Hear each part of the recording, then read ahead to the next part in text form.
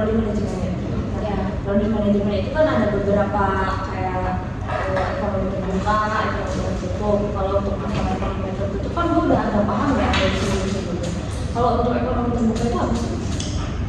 Ekonomi terbuka menurut gue nih ya, sepemahaman gue nih, ekonomi terbuka tuh perekonomian yang melakukan perdagangan internasional, terus dia tuh bisa memberikan pinjaman atau dia pinjam pada pasar modal dunia. Jadi skalanya tuh dia tuh lebih internasional, tuh lebih luas. Meluas juga ya. Oh iya, terus aku juga mau nambahin ya. Jadi ekonomi terbuka itu memiliki tujuan yaitu mencapai tingkat kesejahteraan yang sama bagi negaranya gitu loh teman-teman. Jadi benar-benar menyeluruh gitu ya. Jadi benar-benar terbuka banget gitu ya. Iya. Kan kalau untuk masalah ekonomi tertutup kan emang agak privat, tidak masing-masing. Terus yang menjadi manfaatnya untuk ekonomi terbuka itu apa? Menurut gue ya, yang pertama ada akses ke pasar global, yang kedua peningkatan efisiensi dan produktivitas, yang ketiga peningkatan pendapatan dan standar seumur hidup, yang keempat akses ke barang dan jasa yang lebih murah, yang kelima aliran modal dan investasi asing, yang keenam stabilitas ekonomi, ketujuh peningkatan daya saing global, 8 peningkatan hubungan diplomatik dan kerjasama internasional, dan yang ke-9 meningkatkan pilihan konsumen. Itu sih. Jadi manfaatnya benar-benar luas banget gitu ya. Iya, benar. Kalau untuk jenis-jenisnya itu apa aja? Gue tahu nih jenis-jenis ekonomi terbuka ini ada 7 macam. Yang pertama ada ekonomi terbuka umum, ada ekonomi terbuka terbatas, ada ekonomi terbuka dengan kontrol modal, ada ekonomi terbuka dengan proteksionisme selektif, ada ekonomi terbuka dengan fokus ekspor, ada ekonomi terbuka dengan murni ekonomi, dan yang terakhir ada ekonomi terbuka dengan sumber daya. Itu aja sih yang gue tahu. Berarti Banyak juga ya jenis-jenis ekonomi terbuka tuh. Nah, kan pengertiannya udah, manfaat udah, jenis udah. Nah, kalau contohnya tuh apa ya? Contoh negaranya gitu ya.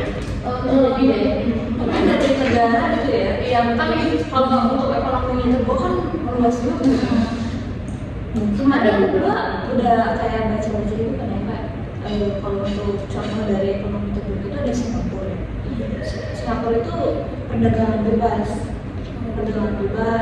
terus tarif rendah dan sangat bergantung pada ekspor sama impor juga, kayak gitu. Dia juga nggak memiliki sumber daya alam yang sangat besar, nggak kayak di kita gitu. Sehingga mengandalkan perdagangan internasional untuk mendapatkan bahan baku dan mengekspor produk jadi kebanyakan sih itu ya. Terus kemudian ada Jerman itu juga mengekspor barang-barang manufaktur seperti mobil, mesin dan peralatan industri kayak gitu. Tadi banyak manufaktur dari Jepang ya. Kayak made in China kayak gitu. Ada Korea Selatan ini negara maju dengan ekonomi terbuka yang dinamis yang bergantung pada ekspor barang-barang elektronik kayak Samsung gitu. Samsung handphone Itu dari Korsel kan? kayak Samsung, terus otomotif kalau kita tuh Hyundai, mobil Hyundai Ya, itu dari salah satu dari mereka. kayak itu. Ya. Kalau aku belum tahu tujuan ekonomi terbuka itu apa ya?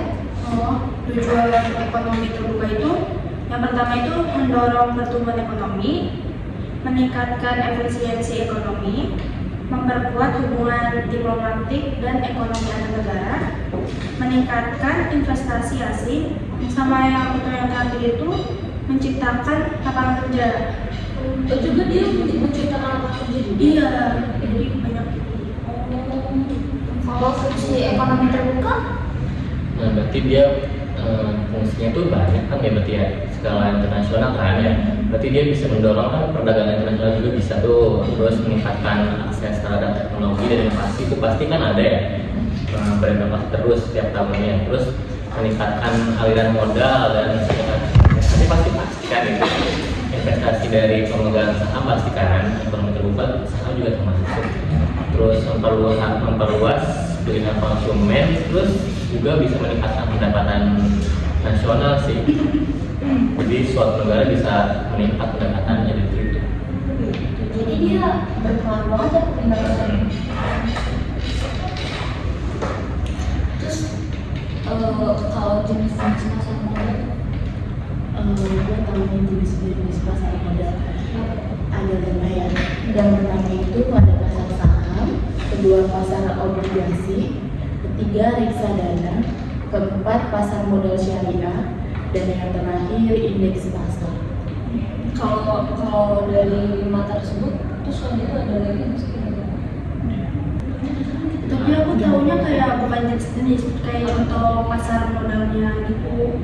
Yang pertama tuh ada obligasi.